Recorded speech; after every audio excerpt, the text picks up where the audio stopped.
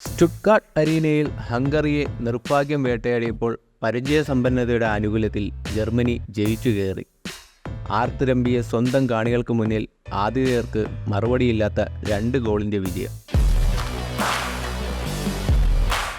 തുടർച്ചയായ 2ാം ജയവുമായി Germany euro cup knockout ഉറപ്പാക്കി. 2-0 വിജയം സ്വന്തമാക്കിയെങ്കിലും ഹംഗറിക്കെതിരെ ജർമ്മനിക്ക് കാര്യങ്ങൾ ഒട്ടും എളുപ്പമായിരുന്നില്ല. ഫസ്റ്റ് ഹാഫിൽ ഹംഗേറിയൻ മുന്നേറ്റ നിര ഒരുപാട് അവസരങ്ങൾ സൃഷ്ടിച്ചു. എന്നാൽ ഫിനിഷിങ്ങിലെ പോരായ്മയും നിർഭാഗ്യവും ജർമ്മൻ ഗോൾ വല കുലുക്കുന്നതിൽ നിന്ന് ഹംഗറിയെ തടഞ്ഞു.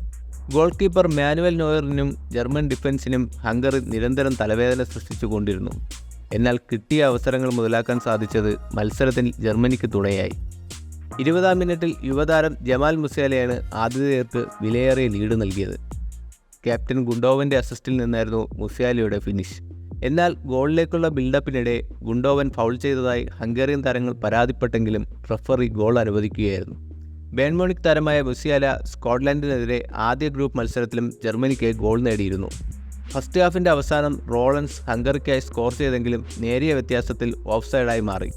സമനില ഗോൾ ലക്ഷ്യമിട്ട് 2ാം പകുതിയിലും ഹംഗറി കത്തിക്കയറി. പക്ഷേ ജർമ്മൻ ഡിഫൻസ് പിടിച്ചു നിന്നു. ഒടുവിൽ 67ാം മിനിറ്റിൽ ഹംഗറിയുടെ പരാജയം ഉറപ്പിച്ച ജർമ്മനിയുടെ 2ാം ഗോൾ വന്നു. ആദ്യ ഗോളിന് വഴിയൊരുക്കിയ ഗുണ്ടോവൻ ഇത്തവണ ഗോൾ സ്കോററുടെ വേഷം അണിയുകയായിരുന്നു. 2 മത്സരങ്ങൾ പൂർത്തിയായപ്പോൾ 6 പോയിന്റുമായി ജർമ്മനി ഗ്രൂപ്പിൽ 1ാം സ്ഥാനത്താണ്. ഗ്രൂപ്പിലെ അവസാന മത്സരത്തിൽ സ്വിറ്റ്സർലൻഡാണ് ജർമ്മനിയുടെ എതിരാളികൾ. ആദ്യ ഗ്രൂപ്പ് പോരാട്ടത്തിൽ 5-1 ജർമ്മൻ പട സ്കോട്ട്ലാൻഡിനെ തകർത്തുവിട്ടത്.